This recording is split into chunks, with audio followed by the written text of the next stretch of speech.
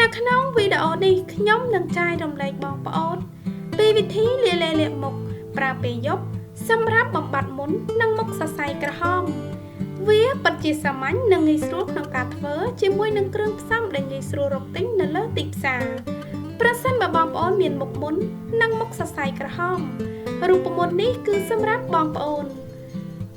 ទាំងបរិះនិងនារីអាចប្រើរូបមន្តនេះបានឥឡូវសូមតើមើលពីរបៀបធ្វើទាំងអស់គ្នាប៉ុន្តែមុនពេលចាប់ផ្ដើមកុំភ្លេចជួយចុចប៊ូតុង Subscribe បើបងប្អូនថ្មីសម្រាប់ Channel របស់នាងខ្ញុំគ្រឿងផ្សំដែលយើងត្រូវការមានដូចជាអូឡេម្សៅរមៀតម្សៅ Enjoy ក្រែមលាបមុខបាយអូណាម៉ៃដាប៊ីនិងចាលប្រទាលកន្ទុយក្រពើដំបូងបងប្អូនត្រូវដាក់ម្សៅរមៀត1ខ្លងម្សៅរមៀតប្រើបានគ្រប់ប្រភេទស្បែកជាពិសេសអ្នកដែលមានស្បែកស្ដើងងាយប្រតិកម្មជួយបង្រួមរន្ធញើសនិងបំបត្តិស្នាមអុចខ្មៅអាចរុយនិងស្នាមជ្រួញវាក៏ជួយព្យាបាលមុននិងបំបត្តិជាតិខ្លាញ់ដែលបណ្ដាលឲ្យកើតមុនបន្ទាប់មកទៀតដាក់ម្សៅ Enjoy 1ខ្លងម្សៅលាបមុខ Enjoy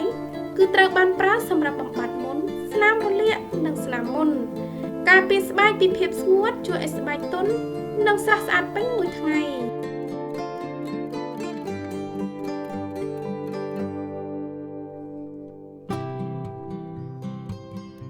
បងប្អូនត្រូវកូរច្របល់គ្រឿងផ្សំទាំងពីរមុខនេះឲ្យបានម៉ត់ល្អ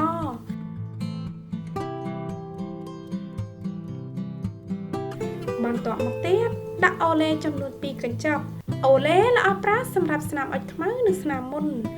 ជួយឲ្យស្បែកសជាងមុនដោយកាត់បន្ថយជាតិមេឡានីនដែលមាននៅលើផ្ទៃស្បែក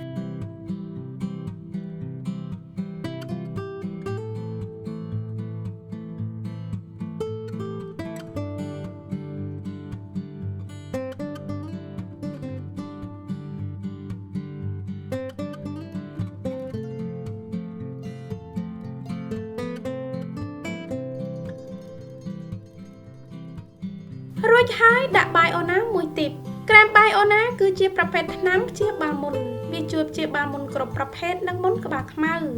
និងការពារការកាត់មុនសាជាថ្មី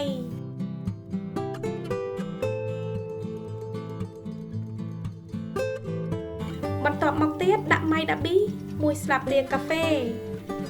ក្រែមម៉ៃដាប៊ីជួយការពារការរោលក្រហមនិងរមាស់និងចុងក្រោយបងប្អូនត្រូវដាក់ជែលប្រទាលកន្ទុយក្រពើ1ស្លាបព្រាបាយជែលប្រទាលកន្ទុយក្រពើត្រូវបានប្រើសម្រាប់គ្រប់ប្រភេទស្បែកវាជួយផ្ដល់សំណើមនិងជ្រាបចូលស្បែកបានលឿនផ្ដល់នូវអារម្មណ៍ស្រស់ស្រាយដល់ស្បែកជួយព្យាបាលនិងផ្ដល់សំណើមដល់ស្បែកស្ដើងងាយប្រតិកម្ម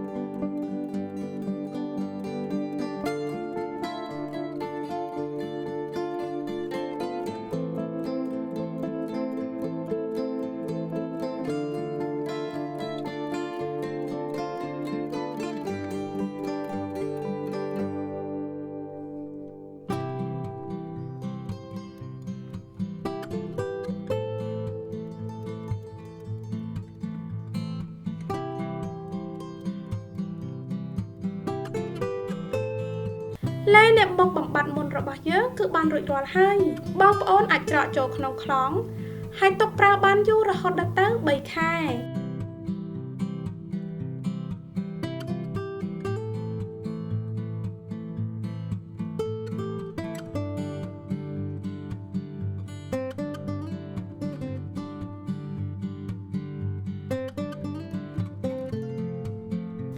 លាបឡេនេះនៅលើមុខក្រោយលាងសម្អាតមុខរួចមុនពេលចូលគេង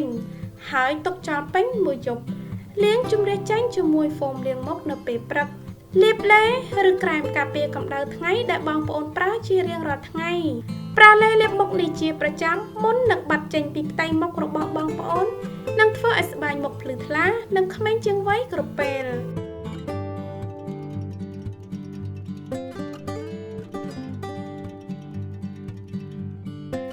សូមឲ្យវីដេអូនេះមានអត្ថប្រយោជន៍សម្រាប់បងប្អូន